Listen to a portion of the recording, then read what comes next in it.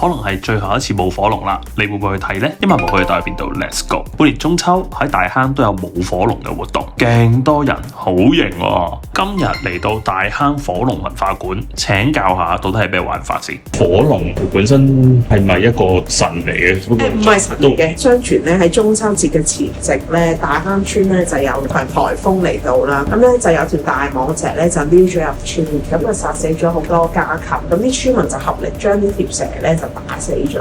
第二日咧，佢哋就去揾翻條蛇屍嘅時候咧，就發現條蛇屍唔見咗，之後咧就發生咗呢個瘟疫啦，咁就死咗好多人啦。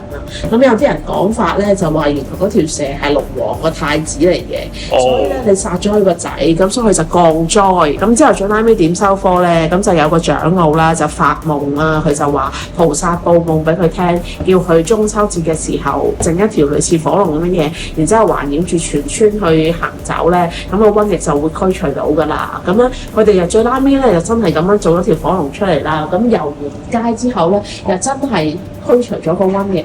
咁所以自此之後咧，就一路咁樣就流傳咗啦落去啦。當然而家嘅目的就唔係為咗驅瘟疫啦，而家咧就係為咗祈福啊，即係祈求大家事事順利啊，身體健康啊咁樣。多謝你講解啊！哦，唔好客氣。重要資訊，大坑以外咧，華富村都有火龍噶，但係華富咧就嚟重建啦，要睇咧得翻今年啦，或者出年都唔知有冇，千祈唔好錯過啦！改部飛咁行再慢步啦，聽日再行過啦，拜拜。